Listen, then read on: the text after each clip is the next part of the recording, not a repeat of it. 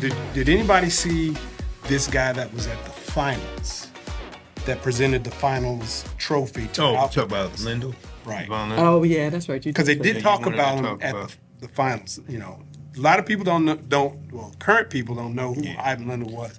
Ivan Lendl changed the men's game. I mean, he absolutely changed the men's game. He introduced fitness when, even though he was a talented player, he was not the talented player that his nemesis was at the time, John McEnroe was. It was just all he just played tennis, and that he was not into fitness, but because he was on the court all the time, he played, and he was more talented than Ivan. But Ivan went back to work. He went back to the lab, and he just played. Yeah. And we're in awe of the big three and now the big two for their dominance. Lendl was dominant at the Open. I mean, from 1982 to 1989, he was in every finals. That is unheard of. Yeah. I mean, yeah, other than Nadal winning all those French Opens, Lendl, and no one ever talks about that. No one ever talks about that. Well, because Lendl was not flamboyant. He wasn't. He was a workman.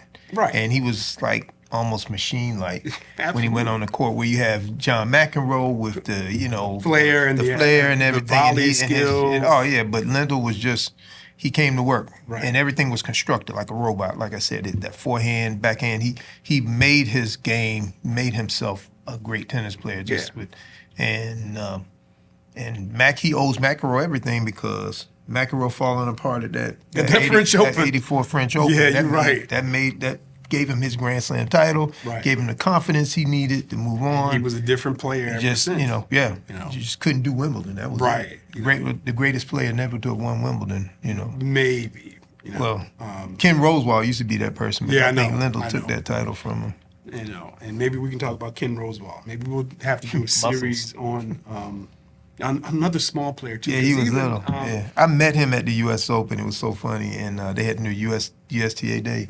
And at that time, you go if you show your membership card, and they would have some famous player or someone there that you could meet, and we went together. And I remember one day Ken Rosewall was there, and I remember they always called him Muscles, but he's like this big, Right. Sure. Well, back in the day. And he told me, I said, so your nickname was Muscles? He said, yeah. He said that was a joke. He said they called me Muscles because I was skinny. Oh, he said because I was little. That's okay. right. But because it was Labor who was actually buff. Yeah. Labor was thick. Yeah. But, I mean, he was short too, but still. But yeah, Lendl, man. I mean, he may not have been a great coach, but as a player, I mean, 8 Grand Slam titles. He has some modicum of success, If that's a modest success, give me that modest success. 19 Grand Slam finals? No, I'm saying as a coach. You said he wasn't as successful as a you're coach. Right. Andy Murray. He worked with Andy Murray. He worked with a lot of... But Murray had already established himself. I mean, Lendl really didn't push him over the edge. He just helped him maintain and keep it when he got... When he has coached when he won Wimbledon? Didn't he coach him at Wimbledon? I may He be may wrong, have been. But I'm just saying, I think, yeah. he... but but once go back to what you were saying before about the work ethic. You know, if he instilled in anything, if he instilled that work ethic, then that will help a player.